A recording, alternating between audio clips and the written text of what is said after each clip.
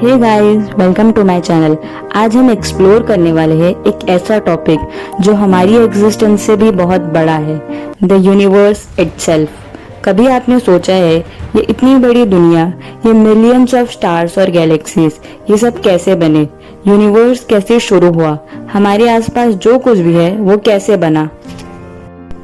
हमारा universe infinite लगता है, लेकिन ये सब कुछ शुरू हुआ था एक छोटी सी सिंगुलैरिटी से, एक पॉइंट जो इतना छोटा और डेंस था जिसमें पूरे यूनिवर्स का सारा मैटर था।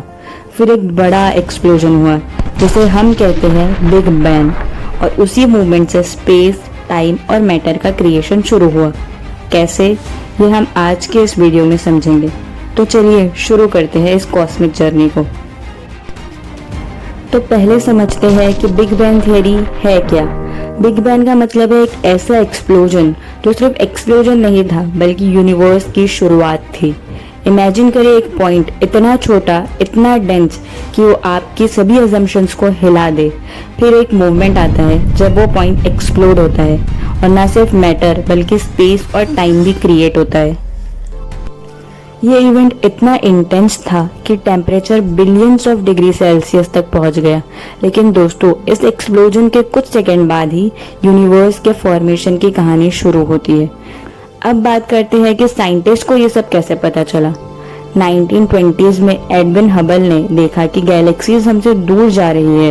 ये एक बड़ा क्लू था, और अगर गैलेक्सीज दूर जा रही है तो इसका मतलब है कि पहले वो सब एक जगह थी। इस ऑब्जर्वेशन से सबने समझा कि हमारा यूनिवर्स एक्सपांड हो रहा है। अब हम बात करते हैं कि बिग बैंग के बाद क्या हुआ। जैसे ही यूनिवर्स एक्सपांड होता है, सबसे पहले एनर्जी थी, फिर एनर्जी ने पार्टिकल्स को बनाया, प्रोटॉन्स, न्यूट्रॉन्स और इलेक्ट्रॉन्स। जब यूनिवर्स कूल होने लगा, ये पार्टिकल्स कंबाइन होने लगे और बनाने लगे एटम्स। ये एटम्स बाद में स्टार्स और गैलेक्सीज बनाने लगे। तो जब आप रात को तारे देखते हैं, आप उन एटम्स को देख रहे हैं जो बिग बैंग के बाद बने थे। अब आते हैं सबसे इम्पोर्टेंट पॉइंट पर, एविडेंस। क्या है इसका प्रूफ? सबसे बड़ा प्रूफ है कॉस्मिक माइक्रोवेव बैकग्राउंड रेडिएशन, या CMB। 1965 में अर्नो पेंजियस और रॉबर्ट विल्सन ने एक ऐसी रेडिएशन डिटेक्ट की जो यूनिवर्स के हर कोने में आ रही थी। ये रेडिएशन एक्चुअली बिग बैंग के बाद का लेफ्ट ओवर हीट था। अगर आपने कभी अपने टीवी स्क्रीन पर स्टैटिक्स देखा है, तो वो स्टैटिक्स एक्चुअली CMB का छोटा हिस्सा है। ये प्रूव है कि एक टाइम पर सब कुछ इतना हॉट था कि जब यूनिवर्स एक्सपांड हुआ तो वो हीट अब तक हर जगह है।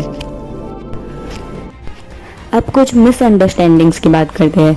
सबसे कॉमन मिसकंसेप्शन ये है कि लोग समझते हैं बिग बैंग एक एक्सप्लोजन था जो स्पेस के अंदर हुआ था, लेकिन असल में बिग बैंग ने खुद स्पेस और टाइम को क्रिएट किया। ये एक ऐसा इवेंट था जहां स्पेस खुद एक्सपांड हो रहा था। और एक मिसकंसेप्शन ये है कि सब कुछ तुरंत बन गया, लेकिन असल में स्टार्स और गैलेक्सीज बनने में मिलियंस ऑफ ईयर्स लगे। तो यूनिवर्स का इवोल्यूशन अब तक चल रहा है, हम अब भी इस जर्नी में है। अब सबसे इंटरेस्टिंग सवाल, आगे क्या? यूनिवर्स का क्या होगा? साइंटिस्ट कहते हैं 3 पॉसिबिलिटीज है। पहली पॉसिबिलिटी ये है बिग क्रश, जिसमें यूनिवर्स का एक्सपांशन कभी रुक सकता है और फिर वो वापस कॉन्ट्रैक्ट होना शुरू होगा।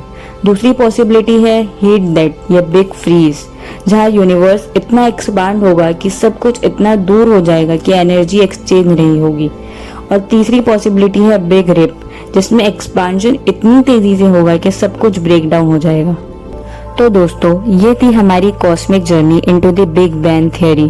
अब जब भी आप रात को तारे देखें, याद रखिए ये सब बिग बैंग के बाद का नतीजा है। यूनिवर्स की शानदार जर्नी का हम भी एक हिस्सा है। मिलते हैं नेक्स्ट वीडियो में, जब तक के लिए कीप एक्सप्लोरिंग द यूनिवर्स।